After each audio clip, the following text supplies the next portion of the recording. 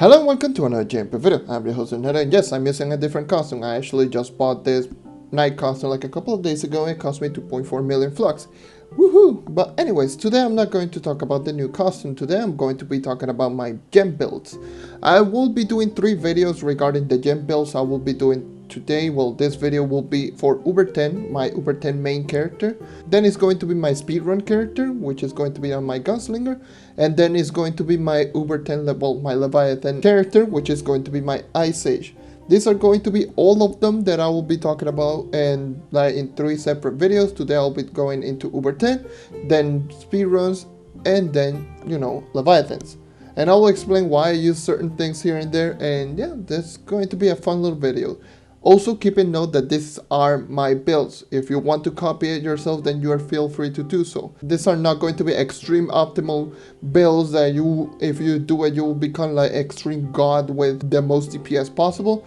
I don't know that for sure if these are the most DPS builds in the game, but from my testing I know that these are really strong builds for all their respective purposes. So the U10 build is going to be strong for U10, speedrun is going to be good for shadow towers, and the leviathan is going to be good for both U10 and also leviathan, but mainly are going to be for leviathan kills. Anyways, so today I will be going into the gems and then I'll go into gear. This might be a long little video because this is not scripted in the slightest, and this is just pure live commentary and everything from the top of my head. Also, we'll be explaining a little bit here and there on the gem roles, which are the roles that I'll be using. I actually do have a gem right over here for an example. So yes, I will be going into Empower Gems, similar to what I do in my Trove endgame series. I go Empower Gems, then Lesser Gems, then Cosmic Gems, and then let's move on. Alright, so first and foremost, I will be going into Empower Gems. The things that I have on my Empower Gems are going to be a perfectly divided half and half build. So it means that 2 out of my 3 Empower Gems, that is fire, water, and air, are 2 physical, 1 critical damage. For those who don't know, if you see right over here, there are some little pearls right over here. These are what I call large upgrades or gem rolls. So if I go into the gem right here, and this gem is already level 1. If you level that up all the way to level 4, it says that as a random new stats, that is if the gem has only 2 stats, or if it is at 3 stats, so if it already has all 3 stats, increase a stat by a large amount. So it means that it's going to be a large upgrade or a gem roll. So if I press the level up button right over here, you saw that it was already critical hit. So if I go right down here into the gem portion, you can probably tell that there's going to be a pearl on the critical hit. Those are gem rolls, or those are large upgrades. I will be saying that my build doesn't have any critical hit rolls on any of my fire, water, and air, and this is what I would recommend anyone to get if you want the highest damage possible. So no critical hit rolls on any of your gems. This gem was a critical hit roll, has a critical hit roll. So yeah, there you will see one of those large upgrade at level 5. At level 10, so you can tell, again, random new stat, 3 stat, increases stat by a large amount. And you can tell, and again, critical hit, and that means it was the 2nd stat. And then at level 15, you will see increase a random stat by a large amount. And if I just go ahead and check over here, again, critical hit, because that is my luck, and I got 3 critical hit rolls on one of my gems. Anyway, so you could probably tell, 3 critical hit rolls. So you want to avoid any crit hit roll. This is literally the worst that you can get. This is literally the worst gem that you could possibly even get. So normally I will trash this. So normally just get a gem to level 15, just check the rolls and see if the gem is good enough. So yeah, I will be going again into my gems. A 2 physical, 1 critical damage roll on my water empower gem. My class gem is again 2 physical, 1 critical damage roll. My other empower gem is 1 physical, 2 critical damage roll. So yeah, you could probably tell, perfectly divided half and half, with half of my gems being 2 physical, 1 crit, and the other half, in this case is just 1, is 2 crit, 1 physical.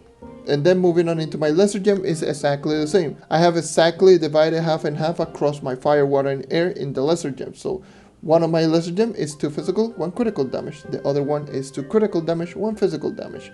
And it's going to be the same across all of my gems. So 2 physical, 1 crit, 2 crit, 1 physical, 2 physical, 1 crit, and 2 crit, 1 physical. So perfectly divided half and half.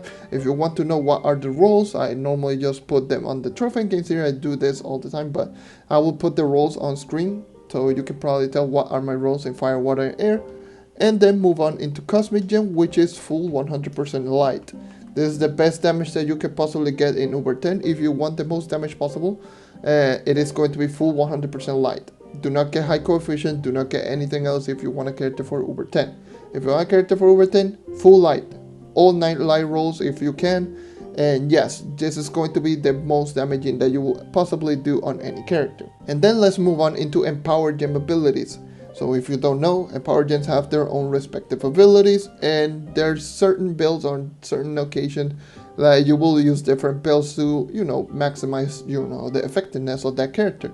So let's move on into the Cosmic Empower Gem, which I feel it is going to be the most important one that you will see is probably Vampirian Vanquisher. Vampirian Vanquisher, what it does is when you do a critical hit, by the way, sorry about that mic bump. When you do a critical hit, you will get in the movement speed buff. The movement speed buff is plus 20, and after you get the movement speed buff, for each and every single damage that you do, you will leech 5% of the damage that you do as health. So it's going to be incredibly powerful. Like the Vampirian Vanquisher is going to be pretty much the most essential Empower Gem ability for any character in Uber 10. The other one is going to be Paradise. Paradise is also going to increase not only your movement speed by plus 30, it will also do extra damage, so it will help out on characters that have pretty poor AoE or damage in general. So this is going to be really good for those who are struggling a little bit in damage, because it does 2.75 times damage each second for 10 seconds, so it's pretty good. And not only that, the movement speed buff, it is going to be the most important thing for any Uber 10 character, which I'll get more into that one once I get into the gear section. And then the other thing is going to be obviously your class gem. Most of the character, if not all characters, will benefit from using the class gem, so use the class gem. And the other thing is going to be between 3 Empower Gem abilities: Explosive Epilogue, Cubic Curtain, or Volatile Velocity. Volatile Velocity will actually increase your range by quite a lot, and it's going to help out on characters that are ranged characters, and you want to get some more momentum. For example, Dino Tamer, you can use Volatile Velocity and shoot from really far away and just get the most ridiculous momentum ever. Explosive Epilogue is also going to be a really good Empower Gem ability for those characters who are single target, like Shadow Hunter, for example. Shadow Hunter is single target, so it's going to help out with crowd control and AoE. And Cubic Current are going to be for the character that doesn't have the best survivability, or if you want to use something like FA Trickster with Cubic Current, so you can just maintain your passive ability as much as possible. And yeah, those are going to be the Empower Gem ability that I would recommend. But you can use this whichever you want, but make sure to have at least Paradise and Vampirian Vanquisher. Now let's move on into my gear. The gear that I personally rock on my knight is going to be critical damage and movement speed. I would recommend you to have as much movement speed as possible on all of your characters if you want to build it for the most effectiveness in Uber 10. The reason being is because movement speed is pretty much the best stat for Uber 10 grinding. The reason being is if you have a maxed out level 3, if you have a maxed out crystal level 3 gear, you will get a plus 20 movement speed on all pieces of gear. That's a plus 60 extra movement speed, but Trove is kind of weird, so it actually gives you 59 for pretty much all characters. But still, 99 movement speed at the lowest character possible, because this character, the knight is technically the slowest moving character, because 99 will base 40 movement speed, and then not only that, it doesn't have movement speed buff, and the worst touch in the game. But the reason I would recommend you to have movement speed gear rather than just using attacks with critical damage and just use the knight subclass is that if you are running a 99 movement speed, it means that when you trigger Vampirian Vanquisher or something like that, you will be running at 119 movement speed. That is almost as close to 30k PR knight subclass, which is 125. And then if you trigger Paradise alongside Vampirian Vanquisher, which will trigger a lot, you will get 30 plus to that one, which will be 149. And then if you add the ally, for example, the ally like a Raptor Berserker Prefect Penguin, that's another plus 30, and you will be running at 179 base movement speed. That's way faster than just running around with nice subclasses 125. So make sure to use movement speed gear on all characters. That's why I rock critical damage movement speed. Some characters will prefer to use attacks with movement speed, but for me personally, since I use Spirit Squire all the time, I personally need critical damage so I can dish out the most damage possible. And yeah, so critical damage movement speed is my own personal choice for my knight. But for characters like Dino Tamer, Vanguardian, Neon Ninja, you can use attacks with movement speed. Like I mentioned before, Raptor, Berserker, Prefect Penguins are the best allies in the entire game just because of the extra 30 movement speed and the extra 15% of health. But the health isn't that big of a difference. Well, on something like Curse Skull it is. But if you have Vampire Vanquisher, survivability shouldn't be a problem. But the extra 30 movement speed is incredible when you kill an enemy. Always make sure to use a torch. So yeah, the torches are just going to be the best for, to maximize the damage. So if you don't have any torches and if you're struggling with Leviathan, then don't worry about it.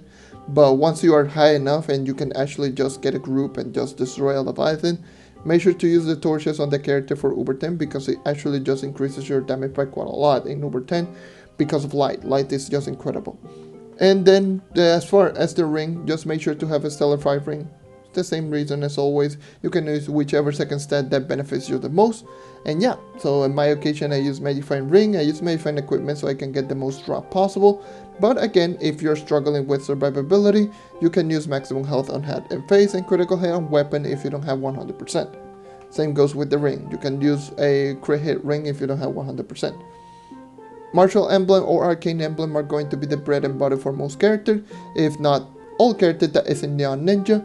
So what it does is once you use a flash, you will get a 250% increase in your total damage. So that's going to make most characters actually do one shots in Uber 10, and killing the bosses as fast as possible is going to be very beneficial. I personally use Conjurer's Crucible Vial because it's my own personal vial of choice because I do have high Magifying. I use flash literally every single dungeon when I just go into the dungeon. So once I get into the dungeon, I just use a flash immediately so I can get the martial effect, and once I kill the dungeon one shot, I just destroy the dungeon chest and I get 1 or 2 Magifying trigger and can immediately just get all of my flash back. So that's the reason I use Conjurer's Crucible Vial. Some people might use something like Death Divine, Valor's Vial, but for me personally, I use Conjurer's Crucible Vial because I do have a lot of Magifying. Then the last item that I'll showcase is going to be the Trailblazing Emblem. The Trailblazing Emblem can be swapped between certain characters, so certain characters are going to benefit from Chronomatic Emblem, mainly Gunslinger and Dino Tamers.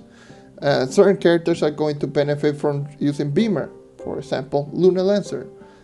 And certain characters, if you don't have 100%, you can use Sure Strike. And also, if you're struggling with survivability, you can use Unyielding. This is all your own personal choice of what benefits you the most. Me personally, I use Trailblazing because I don't need anything else. I don't need survivability because I do have Vampire Vanquisher. I don't need Chronomatic Emblem because I don't use ability for cooldown.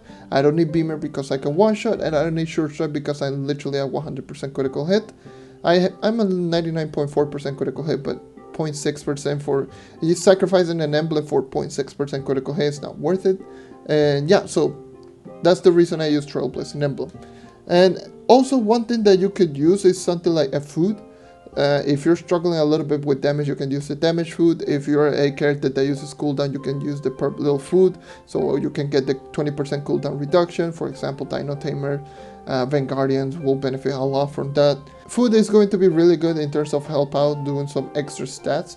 So yeah, you can use food on characters that benefit from cooldown reduction or extra damage. And yeah, that's literally all of the things that I need to mention. Also, yeah, forgot. The subclass. So the type of subclass that I personally use is going to be, I use Pirate Captain subclass if I need Magifying. I use Revenant subclass if I need survivability. I use the Ice Age subclass if I need an extra amounts of damage and I don't need the attack speed. And then I also use the Luna Lancer subclass if I want the attack speed and the extra damage. So those are going to be the subclass that I personally use, and the Dice subclass if I want the extra amounts of flask. And if I want to use, if I don't have the most movement speed buff active, I can just use the Knight subclass for the extra movement speed. But for the most part, you will see me use Pirate Captain subclass and Luna Lancer subclass for my Knight. So if you want to use this for your own main character, feel free to do so. I personally just use the Pirate Captain subclass right now. So that is everything for today. Thank you for watching. Thank you for sticking around as always. If you want to copy this build for yourself, you feel free to do so. You can just do it if you want, or if you want to do a similar build, these are going to be, you can actually just see what are the tips and tricks that I mentioned during this video. Also, one thing to keep in note is that with this build I'm able to hit almost 4.6 million coefficient in U10, so it's going to be close to the maximum amount of damage that you can deal. So this is actually a pretty strong, gem and gear build for a character for U10 grinding. I will be doing a speed run and also going to be a leviathan build. So I will do the recordings today and then I'll just post them in throughout the week. So thank you for watching, thank you for sticking around as always. Leave a like if you want to help the channel grow, subscribe if you want to see more content like this, and that is all for today. Once again, thank you for watching and I hope to see you next time. Take care and keep on hunting, and good luck in building your character.